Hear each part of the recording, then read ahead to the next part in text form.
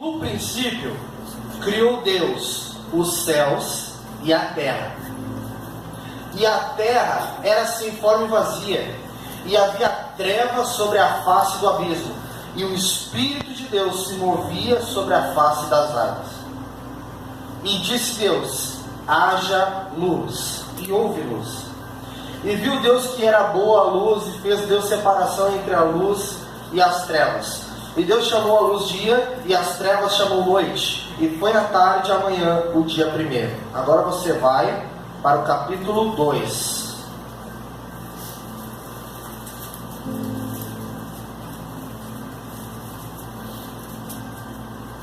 Versículo 4.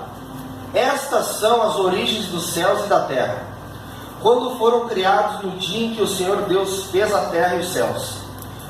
Toda a planta do campo ainda não estava na terra, e toda a erva do campo ainda não brotava, porque ainda o Senhor Deus não tinha feito chover sobre a terra, e não havia homem para lavrar a terra. Preste atenção. E não havia homem para lavrar a terra. Um vapor, porém, subia da terra e regava toda a face da terra. E formou o Senhor Deus o homem do pó da terra, e soprou em seus narizes o fôlego da vida, e o homem foi feito alma vivente. E plantou o Senhor Deus um jardim no Éden, da banda do Oriente, e pôs ali o homem que tinha formado. Versículo 18 diz assim: e disse o Senhor Deus: não é bom que o homem esteja só, far-lhe-ei uma adjutora que esteja como diante dele. Havendo, pois, Deus formado da terra todo animal, todo campo, toda ave dos céus, os trouxe a Adão para este ver como lhes chamaria. E tudo que Adão chamou a toda alma vivente, isso foi o seu nome. Amém? Amém. Você pode fazer uma pausa por aqui. Preste atenção. Por que Deus criou o dia? Com um propósito. O dia serve para clarear, sim ou não? Sim. Ele criou o dia, Ele criou a noite. Podemos entender que tudo que Deus criou foi por um propósito. A Bíblia diz que quando Deus criou certas vegetações na terra, a Bíblia diz que não havia homem para lavrar a terra, então Ele criou Adão. Só que quando Ele criou Adão, depois Ele disse: não é bom que o homem esteja só, eu vou fazer uma ajudadora. Então Ele criou Eva. Irmãos, precisamos entender que nós não fomos criados por acaso, nós fomos criados por causa de um propósito eterno. Amém. Deus tem um propósito para cada um de nós, e você precisa descobrir, lutar e buscar por este propósito. Muitos ainda estão enganados, enfeitiçados com a vida de uma tal forma que eles trabalham, acordam, dormem, comem, bebem, e a vida segue nisso. Vem no culto, aceita Jesus, passa a vida toda sentado no banco, o banco fica quentinho e se resume a vida nisso. Irmãos, tem pastores aqui, tem pessoas aqui que talvez vão desbravar nações, talvez tenha aqui pessoas que vão montar orfanatos, talvez tenha evangelistas, apóstolos, mestres, profetas aqui. Aleluia. Eu não sei o que você vai fazer, eu não sei qual o seu propósito em específico, mas eu sei de algo. Antes que você fosse gerado, o seu propósito ele foi escrito pelo dedo de Deus. Aleluia. E você precisa buscar isso. Você foi criado com um propósito. Deus confiou em você um propósito. Deus confiou em você para que você executasse uma missão. Ele confiou em você para isso. Você não foi criado somente por causa que você nasceu, porque a sua mãe casou com seu pai. Não foi. Isso é detalhe. Quando Deus olhou para você, antes de você ser gerado, Ele disse: eu vou te usar para tal e tal situação. Você vai me glorificar em tal local, e eu irei te abençoar com tais dons e virtudes. Tu vai glorificar o meu nome na terra. O problema é que tem pessoas que estão tão acostumadas com a vida, que eles esquecem ou até nem sabem de seu propósito. porque não são ensinadas, às vezes, a buscar por um propósito. Ou são ensinadas, e pior ainda, é ensinado e negligencia isso. Pega aquele talento em terra, deixa lá quietinho, paradinho. Vai chegar um dia que todos nós, toda a humanidade, todo aquele que pisou a planta do pé nessa terra, todos nós estaremos de frente a Ele, o Rei dos Reis, Senhor dos Senhores. E Ele vai te cobrar por aquilo que Ele te chamou para fazer e não por aquilo que você fez. Existirão pessoas naquele grande dia que Deus chamará, evangelista fulano, e ele diz, mas eu sou um empresário, mas eu te chamei para ser um evangelista. Eita. Outros Ele chamará de empresário, e Ele vai dizer, eu fui um pastor, eu não te chamei para ser um pastor, eu te chamei para ser um empresário. Qual é o seu propósito? Quanto tempo você tem te convertido? Quanto tempo você faz a obra de Deus? E você tem certeza do que é o seu propósito eterno? Irmãos, quando Deus te cria, Ele não te cria da forma que nós entendemos, com a nossa mente humana limitada e finita. Deus, Ele começa criando do fim, e Ele vem vindo lá do fim, e Ele vem vindo do meio, e do meio Ele passa para o início. Quando chega no início, Ele dá um start na sua vida. Aleluia!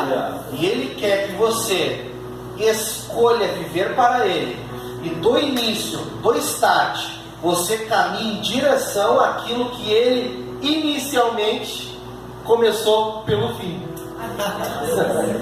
Esse é o nosso Deus. Aleluia! Apóstolo Lúcio até sempre diz, você sabe que tem dentro de uma semente? Uma floresta. Antes da semente Ele criou a floresta. A semente tem um propósito. Você tem um propósito. Os seus filhos têm um propósito. Você ajuda seus filhos a buscar entender o propósito deles? Porque quando Maria recebeu aquela revelação do anjo, ela guardou tudo aquilo no coração. E o filho foi criado para um propósito. Qual é o propósito do seu filho?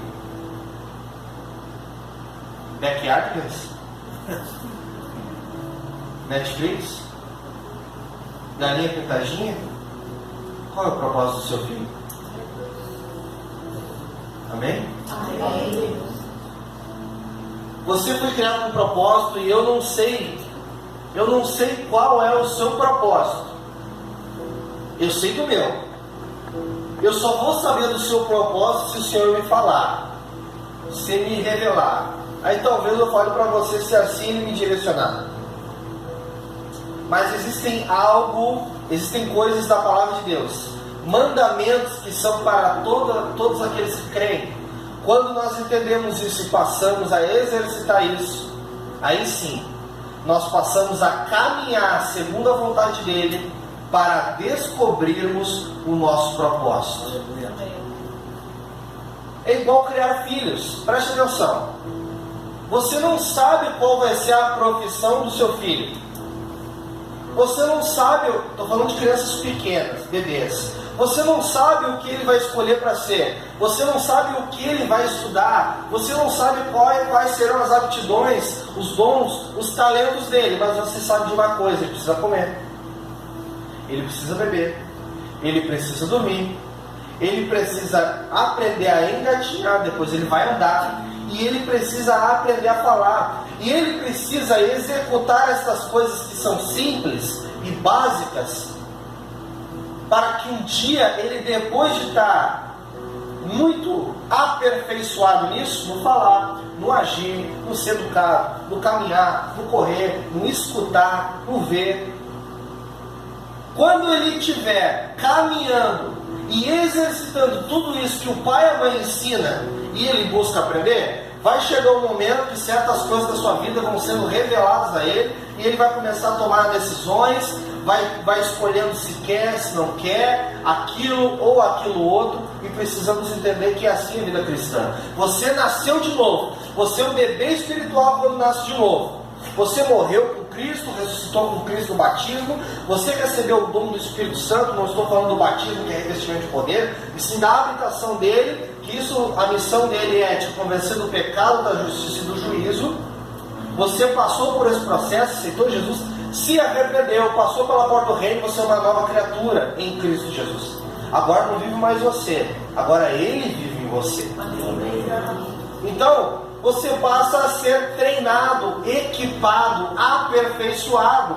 E você vai treinando, você vai buscando, exercitando aquilo que você já sabe, aquilo que você já tem. E você vai caminhando para o propósito final de Deus em sua vida. Marcos capítulo 16, a partir do versículo 15, ensina que todas aquelas coisas que Jesus mandou fazer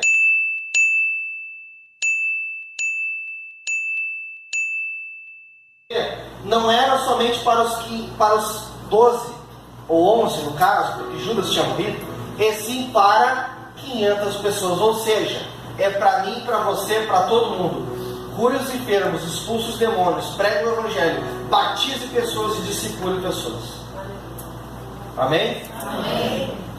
Se você obedecer o chamado do Senhor, lembra que eu falei do propósito? Esse é o seu engatinhar, esse é a sua papinha, esse é o seu aprender a caminhar, dar os primeiros passos, ver, ouvir. Esse é o básico do evangelho. Tem gente que é tão mal instruído que pensa que isso aí é o ápice do evangelho. Eu estou há 20 anos convertido, como eu quero ver um paralítico andar? Eu fico até com vergonha de ouvir algo assim. Eu fico, porque a pessoa se convertia vendo isso na igreja de Atos. Você tem feito isso? Vamos descobrir hoje se você tem feito isso ou não, porque um dia eu descobri isso na minha vida. E a minha oração é que você descubra hoje. Amém. E se você precisa de mudança, que hoje essa mudança venha sobre você. Amém.